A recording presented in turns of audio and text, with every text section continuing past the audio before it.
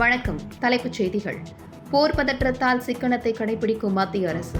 அமைச்சரவை கூட்டத்தில் pakoda, snacks, sandwich இனி கிடையாது.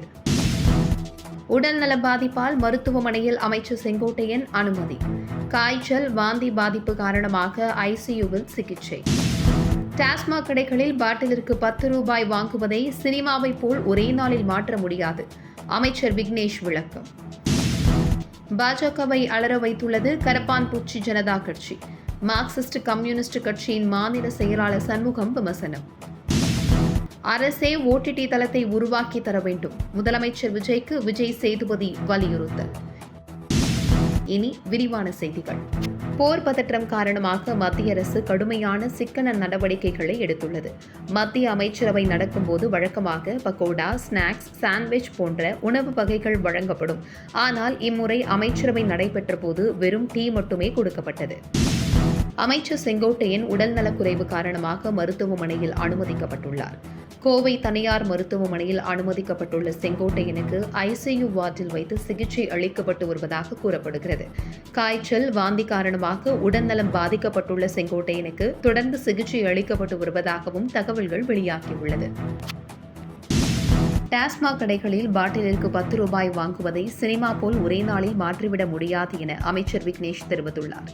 டாஸ்மாக் கடைகளை மூடுவதால் குடியை ஒழித்துவிட முடியாது என்றும், பல ஆண்டுகளாக இருந்த பழக்கத்தை படிப்படியாக தான் நீக்க முடியும் என்றும் அமைச்சர் விக்னேஷ் கூறியுள்ளார்.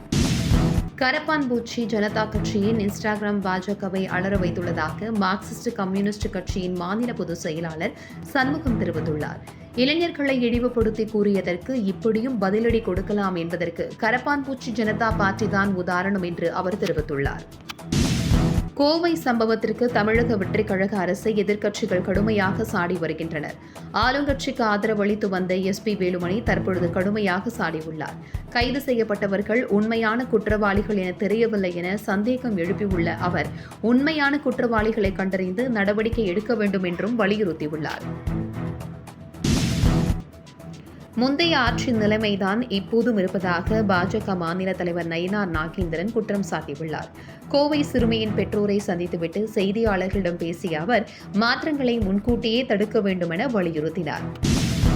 இளம் வீரர்களின் திறமையை அறிந்து அவர்கள் ஒலிம்பிக் போன்ற போட்டிகளில் பங்கேற்க நடவடிக்கை எடுக்கப்படும் என அமைச்சர் ஆதவ் அர்ஜுனா தெரிவித்துள்ளார். விளையாட்டுத்துறை அமைச்சராக பொறுப்பேற்ற அவர் நாள்தோறும் ஆய்வுப் பணிகளை மேற்கொண்டு வருகிறார்.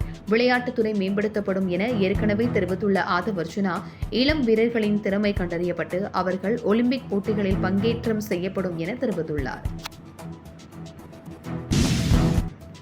இந்தியாவில் முதல் நடிகர் என்ற பெருமையை விஜய் இழந்துள்ளதாக ஆர்மேக்ஸ் மீடியா தெரிவித்துள்ளது. அதிக சம்பளம் உள்ளிட்ட அடிப்படைகளில் நடிகர்கள் பட்டியல் விஜய் முதலிடத்தில் இருந்து வந்துள்ளார். அவரை பிரபாஸ் முந்தியுள்ளதாக தெரிவிக்கப்பட்டுள்ளது. அதன் பின்னர் ஷாருக்கான், அல்லு அர்ஜுன் உள்ளனர். தற்பொழுது விஜய் 4வது இடத்தில் உள்ளார் என்பது குறிப்பிடத்தக்கது. ஜனநாயகன் திரைப்படம் ஜூன் மாதம் 19ஆம் தேதி வெளியாகும் என எதிர்பார்க்கப்படுகிறது. இது தொடர்பாக அதிகாரப்பூர்வ அறிவிப்பு வெளியாகாவிட்டாலும் மற்ற பணிகள் அனைத்தும் ஜனநாயகன் படத்தை ஜூன் 19ஆம் தேதி வெளியிடுவதற்கான ஆயத்த பணிகளாகவே மேற்கொள்ளப்பட்டு வருகின்றன.